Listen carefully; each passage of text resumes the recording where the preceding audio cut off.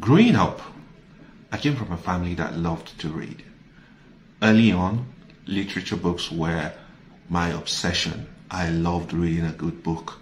And if you bring a good book to my house, there's a very high chance that everybody wants to have a go at it before returning it if it's not ours. And let's just hope that we don't get it damaged before it gets back to you. I still remember I had a friend whose dad had this collection of books, had this library of books, really, really good books. Now, I couldn't loan some of those books, but I remember there were times when after school, I'll go to his house, I'll sit there and probably have a go at some of these books. Now, I evolved over time. From reading just literature, I started reading self-help books. So, Rich Dad Poor Dad was one of the books I read early. The Richest Man in Babylon was another book I read.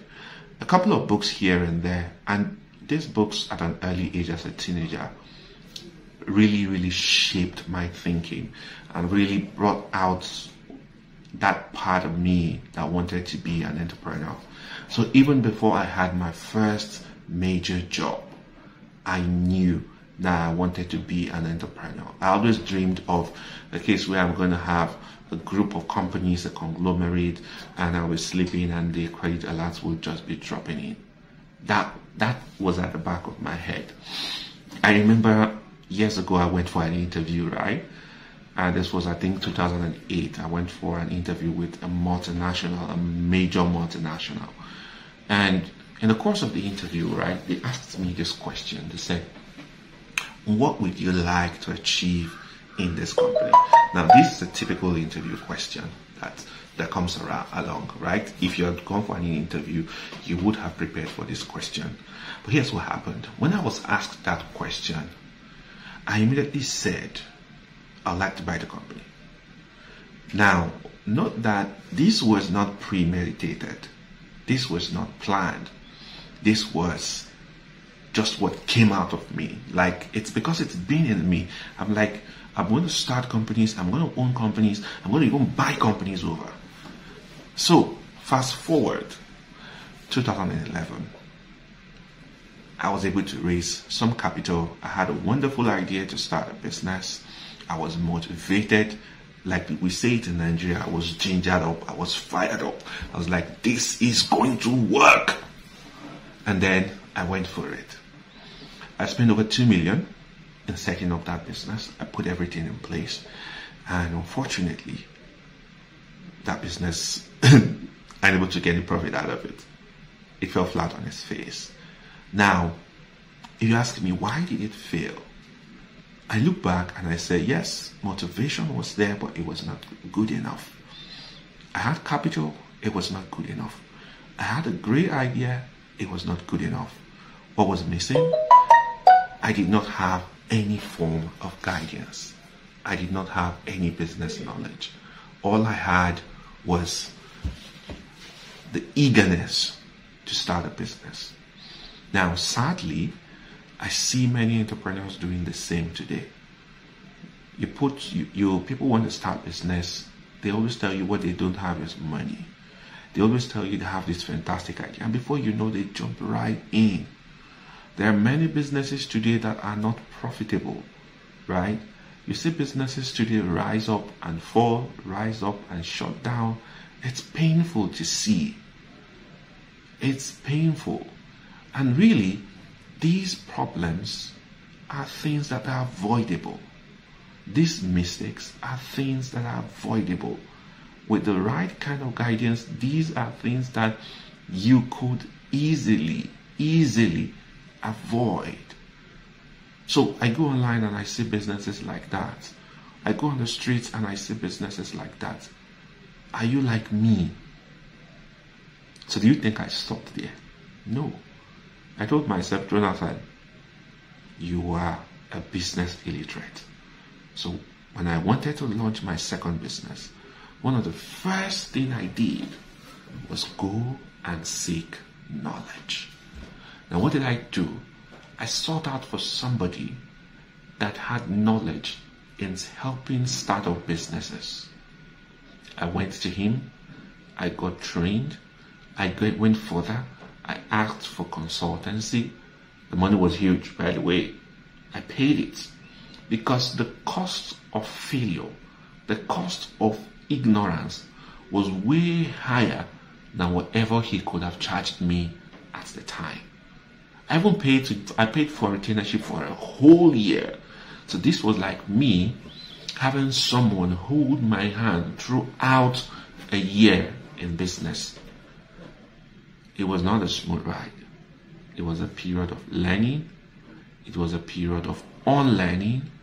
It was a period of re-strategizing from time to time. It was a lot of blood, sweat, and tears. But I tell you, down the line, we became profitable. Down the line, those lessons paid. Down the line, I tell you, I'm still eating from that business today. Why?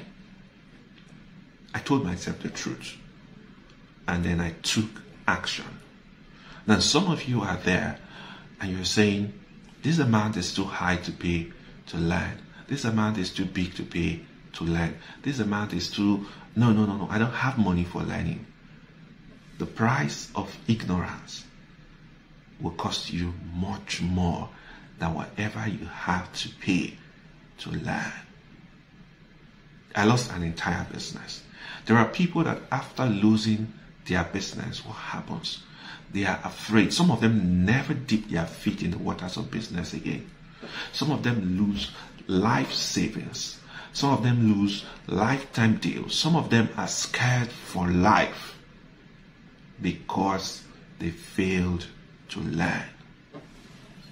Now, you have an opportunity to learn. You have an opportunity to get it right.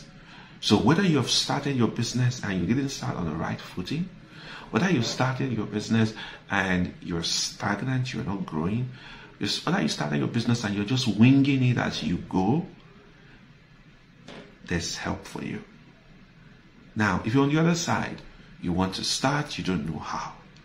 You want to start, you're afraid, or you are already starting and you're just like me, winging it. My brother, wouldn't you rather have a higher chance of success than just winging it? Winging it is not enough. Winging it is not going to cut it in the market we're in today. So, I have something for you. You have money, you don't have money, I have something for you today. So, I have this webinar right here, and I need you to go down now and subscribe. It's a simple webinar, and I'm going to take you through 3 different stages of setting up a business. No money to be paid, no questions asked. 3 simple steps. Now, note, obviously, these steps are going to have brothers and sisters and mothers and fathers.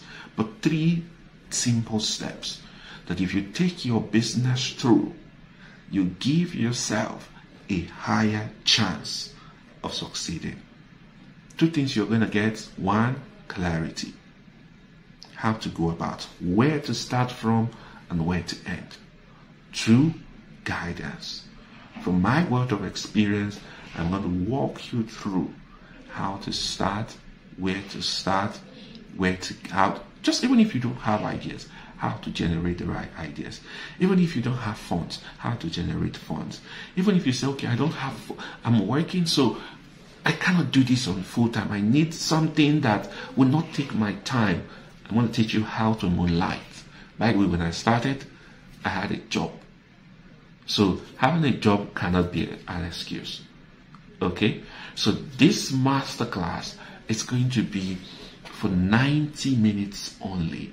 But I tell you, it's going to be packed full with lots and lots and lots of information that can help you get started on the right channel. Or information, if you're started, that can help you reset your business, reinvent your business, and relaunch for profit. One of my businesses is currently celebrating 6 years.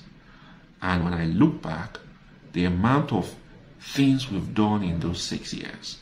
7 years ago were just dreams. But today, they are realities. And I can assure you, 6 years strong in that business is even going further. The goal is that business should outlive me. It should outlive my partners. It should be a legacy. So, are you just going to jump in to wing it? Or you're going to create something that you're going to be proud of even in your old age? To get it right, it starts with learning.